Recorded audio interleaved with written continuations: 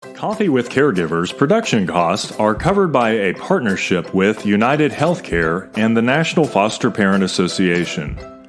We receive no federal or state funding and depend on our constituents and viewers to help us achieve our goals to provide support and services that meet identified needs within our mission.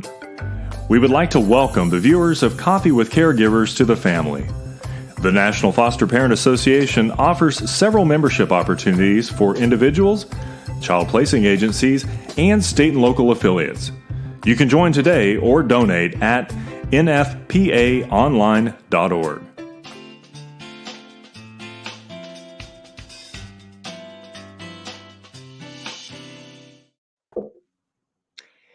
Well, I hope this is a joy-filled Tuesday morning for each of you. Welcome to Coffee with Caregivers. Again, the NFPA is so honored to be able to provide an opportunity for us to have just a chat once a week on Facebook and kind of talk about what's going on with in the world, but also what's going on with our lives, being a part of this world. Certainly, we're learning that 2021 is probably not going to be any less stressful than 2020 was. At least it's sure not in my family. And although I've got a lot of hope for the future of 2021, wanted to start out. Just had the neatest thing happen a couple of weeks ago on the Coffee with Caregivers segment. I had guests Kate Hawks and Dr. Stephen Porges. And we talked about the Polyvagal Institute and some of those things, but really had some good dialogue. But when on that episode, I started that episode with a writing from Sean of the South, and it was I'm going to just briefly go over this because those of you who were not on that and didn't listen to that show, you might want to go to our website and take a look at it actually, because what I'm going to show you in a few minutes will make more sense. But I talked about how, things seem to be so bad and that there's just not much good. Nobody's does anything right anymore, kind of those kind of things. And so Sean's blog was about how, the sun comes up every morning, depending on where you live in this country, what time it does, but it does. And we stumble out of our bedrooms and make our way to the coffee pot and turn it on.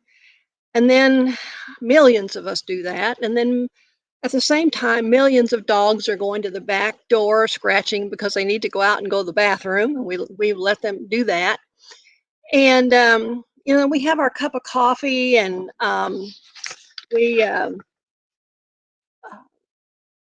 look at our phones because we want to know what's going on in the world already. And because most people don't get newspapers anymore, everybody gravitates to their phone. We get that cup of coffee, and then sometime between 6 and 10, we read a lot of news. And usually we're reading that news while we're in the bathroom doing our business. Well, he goes on in that article to talk about how millions of families give to charity every year, how children get adopted, 15 an hour in the United States last year. Wow, right? About how many dogs and cats are adopted through the pet system. How many people eat bacon? Well, we used to couldn't eat bacon because it was bad for us, or eat eggs because they were bad for us. Now we eat bacon and eggs all the time. We talked about how we're the same than we are different from each other, and that, ultimately people are good. Well, Kate, one of the guests that day who was listening, sent me something in the mail. Then I got it on Friday that I just have to share with you, and it's my cup for today. And how she got lucky enough, I'm so bad at this, to find this cup, I'll never know. But the to-do list: wake up, drink coffee, poop, and be awesome. Is that not awesome? I laughed and laughed and laughed. It made my whole day. And whoever came up with that must have read that blog. That's all I can figure out. And I asked her about it, and she said, "Well, it was in a vendor place where people make things and they to sell." And that cup just jumped out at her because that's exactly what we had talked about earlier in the week. So anyway, I want to say a huge thank you to Kate Hawks for having the eagle eye and seeing that cup, because I will cherish this cup forever. So we're going to move right along because I'm really love this lady who I'm going to introduce to you now. Um, I've known her for since the 1980s. I know she's going to talk a little bit about some of that experience. And so I would love to introduce to you Eileen Pasztor. Hi. Um, Kate is just a piece of work. Right? I'm telling you. Love that mug, and I want to report that I did wake up and I did drink coffee, and it's too much information, but I'll be as awesome as I can. Okay. I know you will be awesome. You always are. So Okay. I mean, yeah, we've known each other a long time and had lots of varying experiences over those years.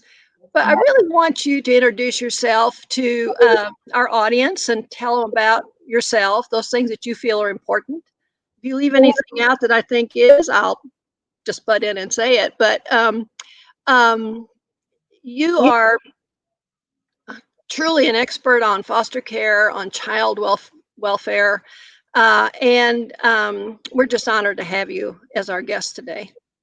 Well, thank you, Irene, and I always go along with everything you say because you're wise. And however, I will just redirect a little bit that as my kids will say, they're the experts. So we'll go from there. But thank you so much. And let's just jump right into it because there is a lot to share. And I want to start with a quote from Maya Angelou. And she said, "Those who know your story best are the ones who helped you write it." And certainly my whole history of how I've been able to be a social worker and a foster adoptive parent has a lot to do with NFPA, who helped me write this story. And you are such a major part of that. And so, but we'll start off because you said coffee and caregivers and so on. So I'm going to start off with my mug, which starts off with a social worker. And because that's what I am by formal education, you can see the social worker, and there's I think it's a typewriter and a phone, the kind that you dial and pick up. I don't even think people know that too much anymore. So you can see how old this is. But when you turn it around, it's got a picture of a family, and it's got a mom and a dad and 2 kids. And that was our nuclear family, my husband and me and our adopted daughter. And no, how did it work? We didn't really distinguish so much. A daughter and a son. And they came to us through foster care and adoption when they were 10 years old and 13 years old. So I got to bypass the diapers and go right to all the fun stuff of pre-adolescent and adolescent. But also being a social worker and also being in a school of social work as a professor. So I get to have other toys too. So for example, I get to have a flip chart because don't you know we're doing everything virtual now. So I could say, hello, caregivers, NFPA, thank you. And there you go.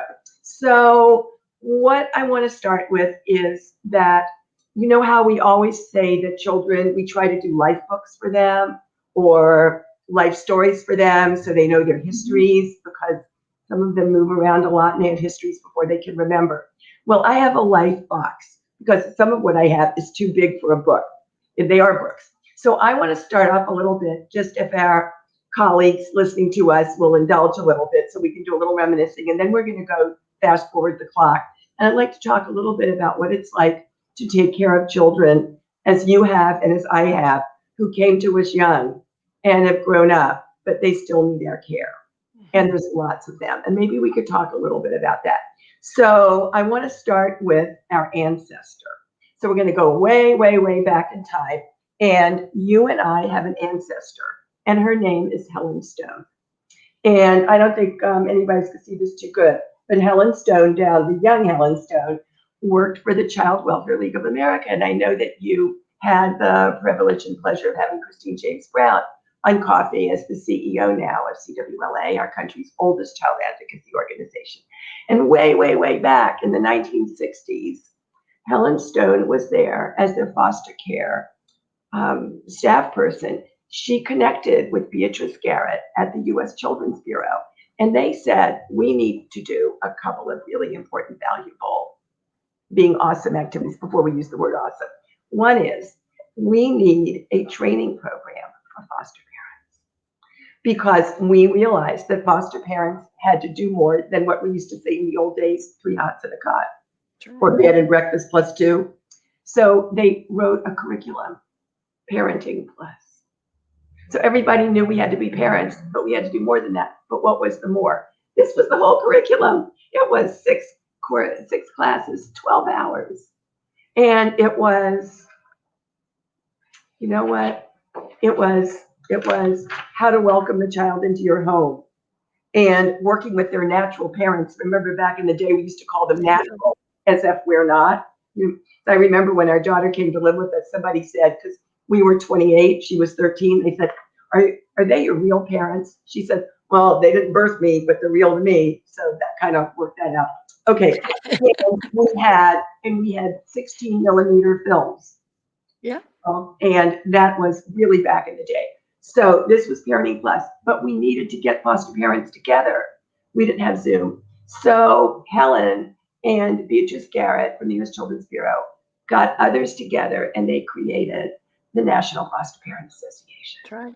That's right. And I know that you go on the website and hear about our history, but we're so honored. If we get a fast, I'm going to jump the light box a little bit and go back to this picture. Helen lived long enough in her 80s to be able to be recognized for lifetime achievement.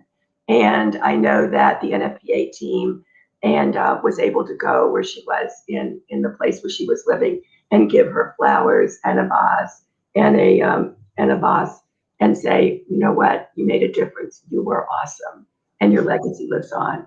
So, okay, so Parenting Plus, let's go forward, because we realized we needed more than that. But what? So then we needed foster parents to be mental health workers. Think of that. So a university in South Florida called Nova University got a grant from NIMH, National Institute of Mental Health. They got a grant to train foster parents as mental health workers. Who knew, right? And I had the privilege moving to South Florida, connecting with them, connecting with Helen as a consultant. And guess what? We created a curriculum. Look how that was. That was so much better than the other one. And that's where I met you, Irene, because we tested way, right, in Texas. And I remember you in that group. I think I was 30, you were 28. And I don't know what we were doing, but I don't either. Yeah, we tried. And I'm very proud of what we did in meeting again and the work that we did together, because that grew up, that little one grew up in a really big deal. In the 1980s, there was research that showed, guess what? Foster parents, some of the best adoptions are by foster parents, because we know the kids, we know their families, we know their history.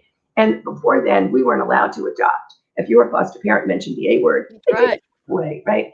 But once the research said foster parents are really good adoptive parents, we combined training for foster adoptive parents. And look at the size of this guy. Yep. Look at the size of that map, right?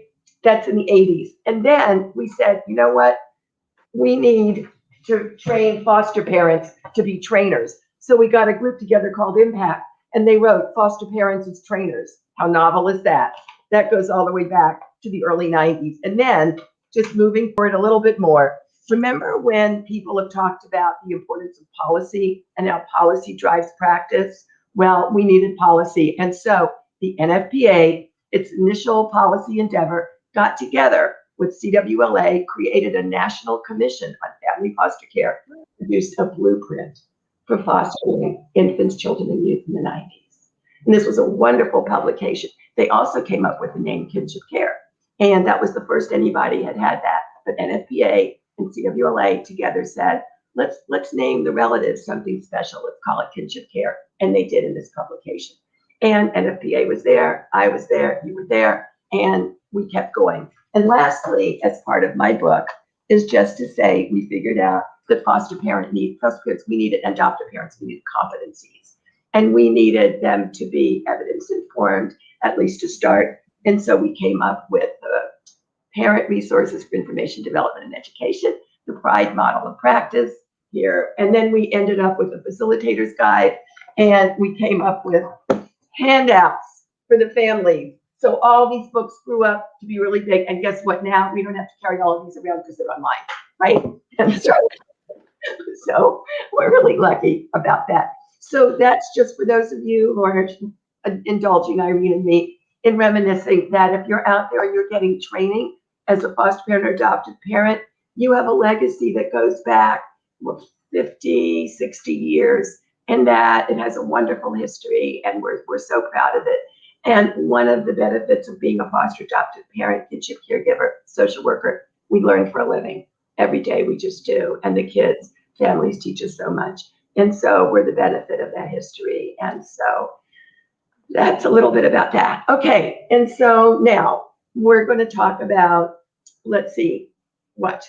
We're going to talk about, how do you want to? Well, yeah, I think we talk a little bit because we have known each other for so long.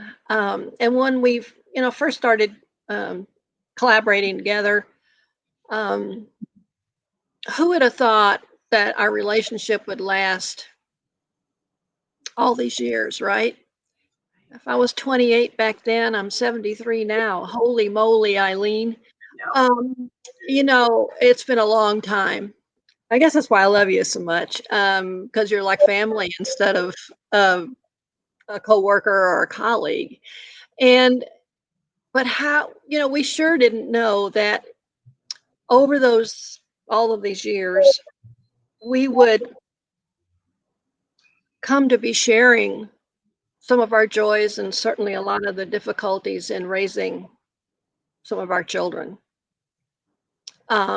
Because we both adopted some special kids. Mm-hmm. They weren't where they could grow up and leave home and become independent and successful and necessarily without assistance. And I think that the trust that certainly for me, the trust I have developed in you over the years. And when earlier you said that I was wise, well, not nearly as wise as you are, girl. That we gravitate to people that we trust when we're having hard times, and wanting to know if can I do this one more day? Feelings sometimes. And for me now, our daughter's 36 and she lives with us. I'm her caretaker 24/7. Most of the time it's wonderful, but there are times when I just feel like I don't know if I can do this one more day, with depending on what is happening at the time. So when I come to you, I'm coming to you as a parent, an adult who is beside me all day long, right? And I never get a break. When you come to me as a mom whose kids are not living at home anymore, but have so many needs that they're always on your mind. And you worry about them because they aren't there for you to see what's really happening. So we come to each other with our kids and from two different perspectives. But I so appreciate that I always feel better after I've talked to you. And I know that this is just one more bad day, right? And there's been a lot of them in the past, but I also know, and you're always so good about it, the perspective of just think how many much better days they were than there were the bad days. And that's absolutely right. And I just need an attitude adjustment sometimes, and you're very, very good at doing attitude adjustment. So thank you for that. Well, I think that there's a couple over all these years, what I've learned from the children, not only the children that I've had the privilege of growing up with. And again, they both came to us from residential. Our son had been in residential from the age of 6 to 10, which is really unusual. Came to us at 10. And then our daughter came to us at the age of 13 after several residentials and an adoption disruption. And so, and she's in her late 50s now. Our son is in his 40s. And we talk to him 3 times a day. We talk to her once or so a week. But here's what I learned from them that maybe we could share with our friends and colleagues out there. One is that I learned actually, it was from a conversation with my mother we call it the jigsaw puzzle child. And I think some of you may have heard us talk about this over the years, but that when children come to us because of trauma and loss, the only thing that is standard about them is their chronological age. And all these other pieces don't match. So when our son came, yeah, he was 10, but he didn't read or write, not a word, not even his name, which was only 4 letters, 2 of which were the same. And so he was preschool educationally and emotionally, he didn't trust. Why should he? Lots of loss, lots of trauma. Socially, he could only do parallel play, not interactive play. And so cognitively, he was slower. Everything about him, I mean, he was male and identified as male, but we didn't know what his sexual orientation would be. We were an ethnic match, but we had no shared customs, values, and traditions. He thought it was okay to have a little more intimate relationships with others than would be appropriate. And so we learned about a difficult history there. And so I remember my mother kept saying to me, well, why don't you just put him in Little League? And I go, oh, no, you don't want to give a bat. No, not now. And then she said, all of his pieces are different. He's kind of like a jigsaw puzzle. And we said, yeah, he is. And so what we've learned over the years is that we try to ask our foster parents, when that agency calls you, because, some of us get kids by birth, some of us get kids by phone. So when you get that phone call, I guess that phone call, and somebody, right, are you interested in having it? As you know, we are reframing. We have a lot of strength-based language. We don't talk about placing children anymore. We don't place them. They're not objects. I just took my coffee cup and I just placed it over here. But children join families. They come and they're going to be there for a while. So when that child joins, we want to have a little piece of paper by the phone that says, here's my puzzle pieces. So do you know how old this child is, and what's the gender, and what's the gender identity, and do we know anything about the ethnicity, and what do we know about where they are in school? And we may not know anything. We may not even really know the age.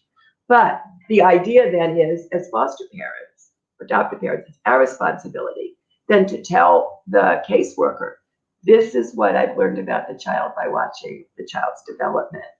And then we go from there. So one of the activities that I like to do, and maybe others of you do too, I like to show a picture of my family with where did it go? My husband, one of the things about bending down, it's so hard to get up now.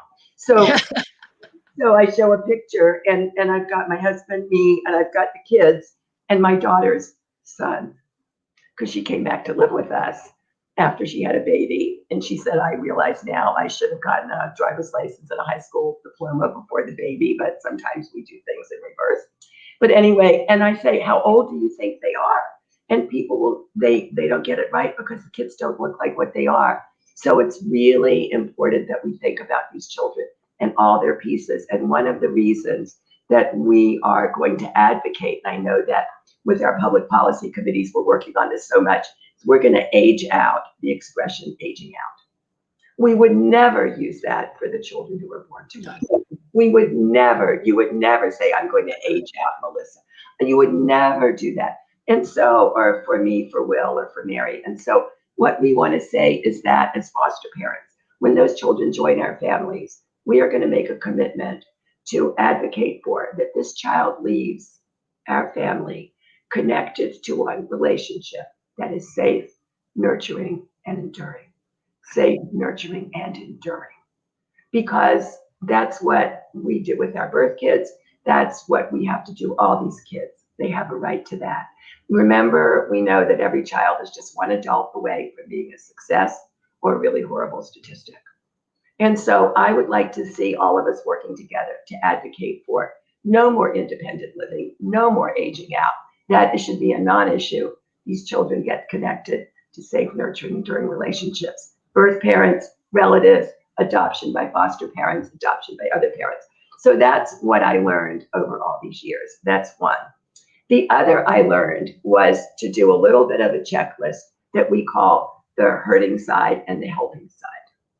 And when I work with in training, or when I work with my students, and I have the privilege of being at a wonderful school of social work, California State University, Long Beach, 700 students.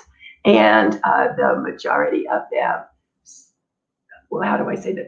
The majority of them are, let's say a lot of them speak English as a second language or third. So we have a lot of diversity in our school, and they're just amazing. So what we do is we give them a piece of paper like this, and we say, I got lots of toys here, and we say, I hope you can see this. I hope our wonderful person is going to see this, who's filming us. And we say, okay, we've got two columns. We've got the help side, and we've got what we call the hurt side. And if you were to make a list of everyone in this child's life who was on the hurting side, and everybody in this child's life who was on the helping side, what side do you want to be on? And where I learned this from was we reunited our daughter with her one of her sisters. There were 6 children. They were all separated.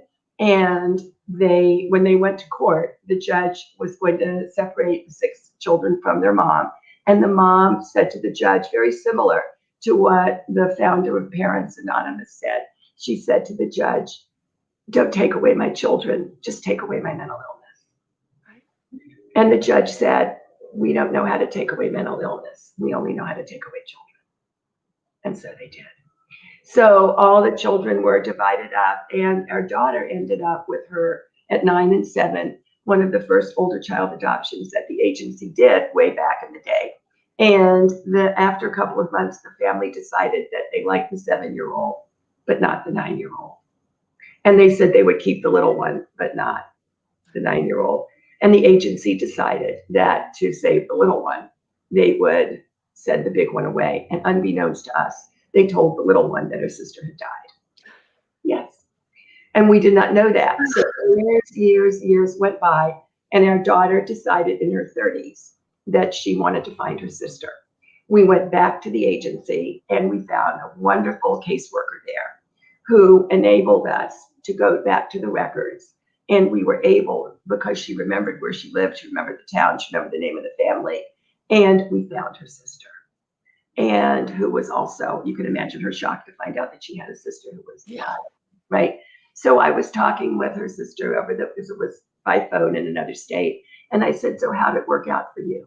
And she said, you know what, Eileen? She said, I'd like to meet the worker who decided that would be a good family for me. And I'd like to tell her she made a mistake.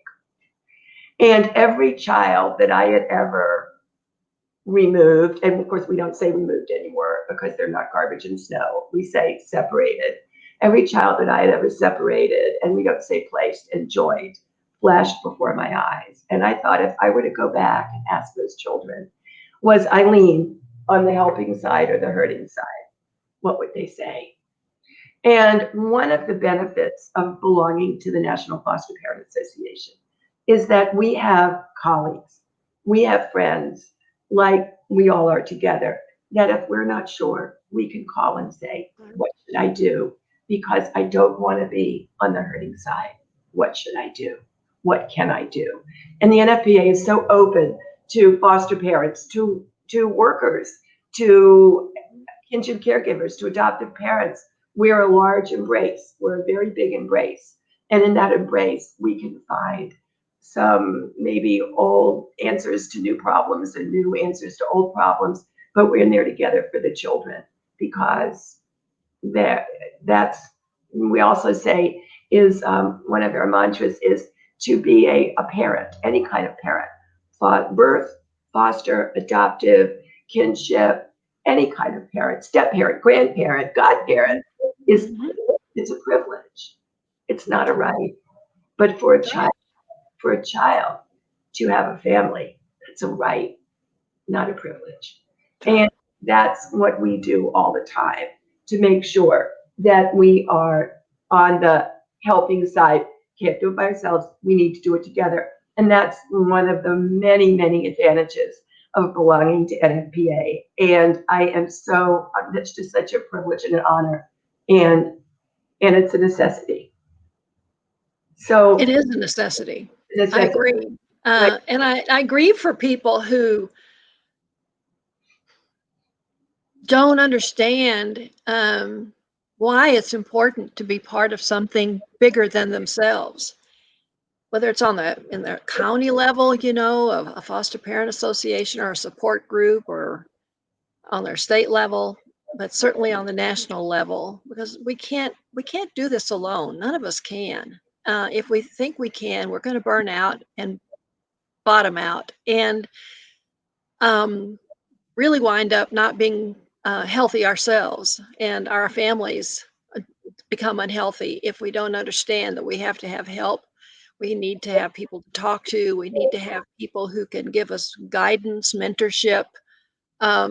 Sometimes just people who will sit and listen to us. And if they need to cry with us, they'll cry with us, right? And when it's something wonderful, we're the first person they call again, or we call them because we want them to feel the joy that we're feeling over something wonderful that's happened with our child, or in many cases, I know when we were rejoicing of what was happening, not only with the child that had joined our family, but with their parents, because things were working. Reunification was really looking like it might be a reality. And we were working so hard toward that. The greatest lessons I've learned during my time as a foster parent of 27 years was to pay much closer attention to those kids' parents. That's right. And their grandmas and their aunts and their uncles, because they truly knew those children. They loved those children, and they were they could become our allies in really figuring out how to best parent these kids during this interim time, whatever it was going to be, and for whatever that permanent plan was going to be for those kids. But to give those families a fair shot at being successful. Yeah, But you always talk about how we learn from the kids, and you're absolutely right. If I have any wisdom at all in anything that I studied in a book, Eileen, I'm sorry as a professor, but it's what I learned from those children, living with them day in and day out. But I also learned a heaping load from their families, and compassion and understanding. And my mother used to always say, don't, Irene, don't feel bad about yourself because you don't get a new pair of shoes, because oftentimes that was the case. But because there's people out there who don't have any feet, it was that. And so get over yourself, because there's always somebody else. And I got to look into these families, and I thought, my God, that could be our family if it wasn't but for the grace of God and a relative who helped us, our parents who stepped in and gave us better support, and they didn't have that. That's right. They didn't. And so They didn't have it, and we wanted to step up and start to be that for them. And I think that's, some people say, Irene, you just champion the birth families too much. But you know what? Every child deserves that family if it can be safe. that's And if right. we can help make it safe and they be able to experience well-being in that safety, there's no better outcome. Yep. And a lot of children do reunify anyway. Absolutely. If they're a little Oh, bit they older, do. they're not so much at risk, which is really excellent. And I remember going all the way back to the original curriculum, Parenting Plus. One of the videos was called Walk a Mile in My Shoes.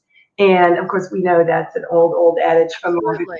And I also remember that last summer you did a wonderful webinar with Lisa Pion Berlin from Parents Anonymous, and then one of their Lynn Moyer from Children and Family First in Delaware. And Lynn had used some of their training tools from our Pride curriculum, Yes, sponsored adoptive parents, with a mom, not only to get her kids returned, she got her rights reinstated, and not only that, and then of course, I also encourage everybody who's with us today, not only of course to go to the CWLA website and with all the advocacy and other resources, the NFPA website, of course, which they know by getting here, but also Parents Anonymous website, and their motto is asking for help is a strength. So Absolutely. I've great? just really enjoyed working with Lisa and that group of people, and the woman who's the chair of their parents group. Again, it's a learning all the time. When you do this work. Somebody said to me the other day, "Oh, Irene, I hear you're going to retire at the end of the year," and I said, "Yeah, I am.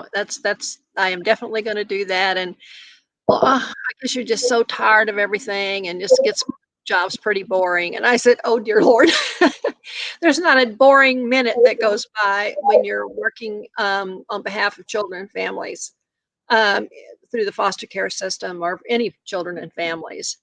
And so I Yeah, think that's one of the things that I'm so excited about our training institute website is that all of that information on nfpati.org is for anybody that's parenting any children, right? I mean, it's going to help people. And there's a state right now who's very seriously saying we're going to be telling all the people who work with the birth parents of all the children we're working with in foster care in our state that they need to go to that website and start taking classes on there because it's going to help them get their kids back. it will. It absolutely will. We're all in it together. And if I could just like pivot a little bit back to this retirement, because my husband also is going to do this after 42 years as a newspaper reporter. And we are not calling it retirement. We are calling it a lifestyle promotion. So I like that. I like that. Means that you can wake up in the morning and you can do maybe a little bit of, maybe you can reverse your order and what you're going to be doing. So we're doing that. And I know now also, as you and I are also, I'm moving on as well. And so we have a wonderful new generation of foster families and of agency workers all together, and that we can, some of us move out of the way and let the new generation come in and take over. And we have a wonderful legacy that we can be proud of and live on and go on. But I do hope that in the next generation moving on, that they will find far more teamwork among the children and all of their families, however families are defined, as well as remembering the jigsaw puzzles, as well as remembering the healing and the hurting, and getting those public policies out there that give us the resources so that all of us can be on the helping side. And we need leadership to do that. You know, there's one of my other favorite quotes is by Faye Waddleton, and Faye Waddleton said, "The best ship in a storm is leadership." And so when times are rocky out there in agencies and other places, we need people in leadership positions, but that can be a foster parent, that can be an agency worker. Everyone is a leader in their own way. And the other part that I really also like to not only the jigsaw puzzle, the healing, hurting, the whole idea about what's a privilege and what's a right, a couple more, because I know we'll be wrapping up soon, but our other mantra is to minimize trauma by maximizing teamwork. And if you really think every day about what's going on, sometimes we'll say things are going very well. We'll say, well, are you minimizing trauma by maximizing teamwork, or are you maximizing trauma because you minimize teamwork? Let's get this, what am I missing here?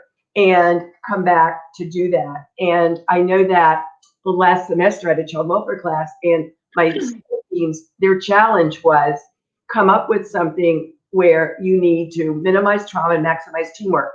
A group of them looked at reframing aging out. They called it rising up. I got 7 other teams working on issues, and one of them actually has shared their work with NFPA's Public Policy Committee. So I know that there's lots of schools of social work out there. You should go reach out to them because we have students doing amazing things. And the other one that I want to think of as well is that Dr. Martin Luther King, who always says the time is right to do the right thing. And I like to add for child welfare, the first time, on time, and every time, because we're not quite there yet.